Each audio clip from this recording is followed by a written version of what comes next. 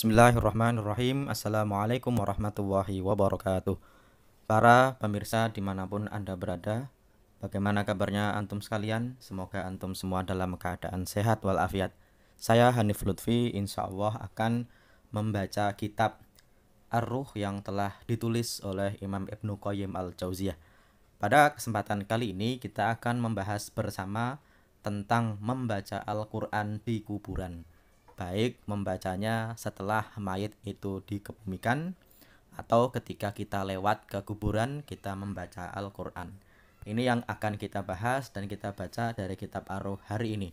Kita mulai dengan basmalah. Bismillahirrahmanirrahim. Alhamdulillah wassalatu wassalamu ala rasulillah. Qala al-mu'allifu rahimahu wa huwa nafa'ana bihi wa bi'ulumihi fid dharaini amin ya rabbal alamin. Kita akan membaca kalau di kitab saya, para jamaah sekalian, para pemirsa sekalian, yaitu berada di halaman 21. Nanti kalau para pemirsa sekalian punya waktu atau punya kuota atau punya HP, silahkan di-download di link di deskripsi di bawah. Saya akan bacakan. Bismillahirrahmanirrahim. Waqad zukira an jama'atin minas salafi, dan telah disebutkan dari beberapa kalangan salaf, annahum sesungguhnya mereka ausu memberikan wasiat ayuk qira'a untuk dibacakan inda kuburihim di kubur mereka waqtad dafni ketika setelah dikebumikan. Jadi ada jamaah dari para ulama salaf yang berwasiat untuk dibacakan Al-Quran di kuburan mereka setelah dikebumikan.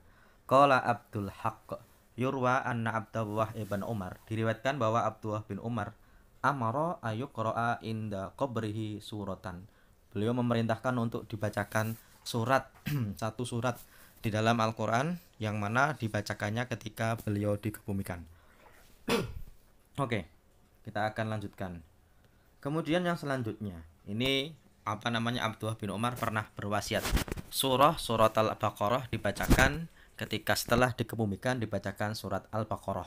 Kalau kita bisa lihat, beliau berpesan untuk dibacakan surat Al-Baqarah. Surat Al-Baqarah itu kan ada 286 ayat. Kalau kita baca agak cepat, ya kira-kira 1 jam lebih seperempat. Tapi kalau agak lama, paling-paling ya bisa 2 jam. Berarti setelah dikebumikan, beliau berpesan, nanti ada yang bacain surat Al-Baqarah ya. Ya berarti hal ini telah dilakukan atau telah dijalankan oleh para ulama salaf. Wa mimman ra'a dzalika Al-Ala ibn Abdurrahman, di antara yang berpendapat seperti itu yaitu Al-Ala ibn Abdurrahman. Wa kanal Imam Ahmad, beliau meninggal tahun 241. Yongkiru dzalika awalan, awalnya ingkar terhadap membaca Al-Quran di kuburan. Haitsu lam yablughu fihi atharun, karena beliau belum mendapatkan asar atau belum ketemu kisah dari sahabat Nabi yang pernah berwasiat seperti itu. Summa roja'a an dzalika, kemudian Imam Ahmad itu rujuk terhadap ingkarnya itu, akhirnya beliau mengatakan ya udah enggak apa-apa. Oke. Kemudian yang selanjutnya, wa qala al-Khallal fil Jami' kitabi al-qiraah indal kubur. Al-Khallal, Abu Bakar Al-Khallal itu punya kitab atau punya risalah kecil al-qiraah indal kubur. Ini nanti kitab ini ada juga di Maktabah Samilah. Al-Khallal ini termasuk murid utama dari Imam Ahmad bin Hambal, karena beliau banyak meriwayatkan dari kedua anak Imam Ahmad bin Hambal tentang bab fikihnya, namanya Abu Bakar Al-Khalal. Beliau punya kitab Al-Qiraah Indal Qubur yang disitir oleh Imam Ibnu Qayyim al-Jauziyah. Akhbarana Al-Abbas bin Muhammad At-Turiyu, haddatsana Yahya ibn Ma'in, haddatsana Mubashir Al-Halabi, haddatsani Abdurrahman ibn Ala bin Al-Lajlaj an abihi qala, dari bapaknya dia berkata begini. Qala abi, bapakku berkata, idza ana mittu, kalau nanti saya meninggal. Ini salah satu wasiat dari bapaknya. Kalau nanti saya meninggal, fadhni fil lahdi, maka buatkanlah saya ini Allah tu itu liang landak. Jadi kalau kuburan itu, kalau Allah tu itu begini. Ini asyaku, kalau Allah tu itu yaitu modelnya agak nyamping begini. Jadi kalau kita lihat, kalau ini asyaku yang biasa di kita, kalau Allah tu itu dibuat begini, terus sampingnya ada masuknya begini, namanya Allah tuh. Kemudian yang selanjutnya, wakul, dan katakanlah, ucapkanlah bismillahi wa ala sunnati rasulillah, ketika meletakkan ucapkan bismillahi wa ala sunnati rasulillah wa syunna alayya turab syannan, kemudian kalian masukkan turab tanah, waqra inda ra'si, dan setelah selesai bacalah di kepalaku bi Fatihatil Baqarati wa khatimatiha, dengan awal surat Al-Baqarah, yaitu alif lam mim dzalikal kitabul la raiba fi sampai wa khotimatiha, dan juga khotimahnya surat Al-Baqarah lillahi ma fis samawati wa ma fil ard. Ini kan khotimahnya surat Al-Baqarah. Fa inni sami'tu Abdullah bin Umar yaqulu dzalika.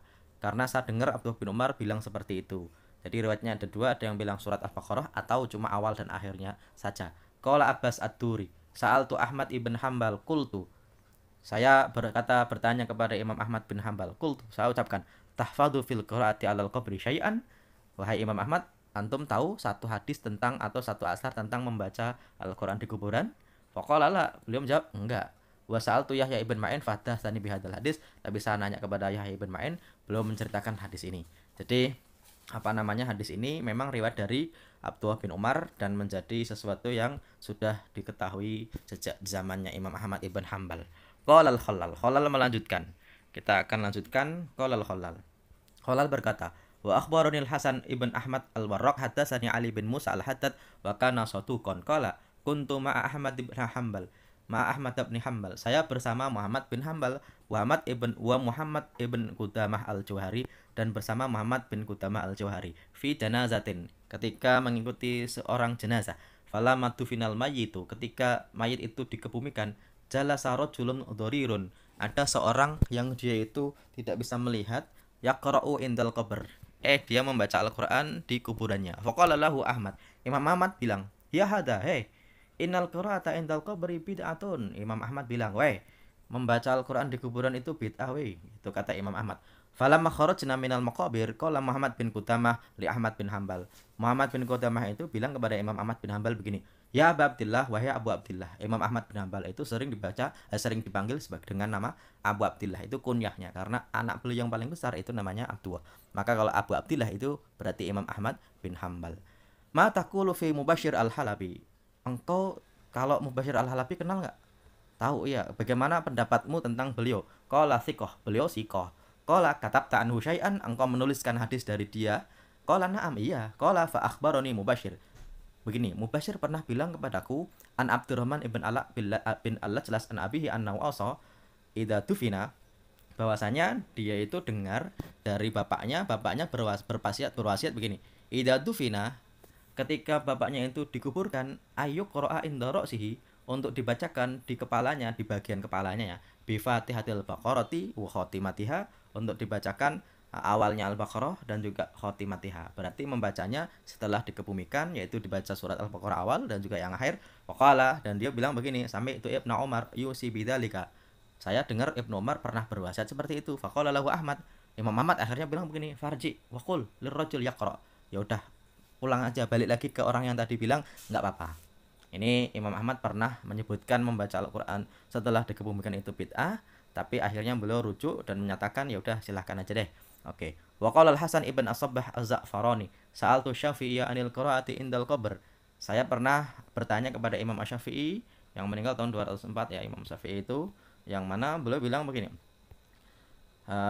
Saya bertanya tentang membaca Al-Quran di kuburan. Faqala, beliau menyebutkan la ba'sa bihi, nggak apa-apa kok gitu. Ini dari riwayat Imam Asy-Syafi'i. Kemudian selanjutnya, wa dzakara al-Khallal an Sya'bi qala kanatil ansaru.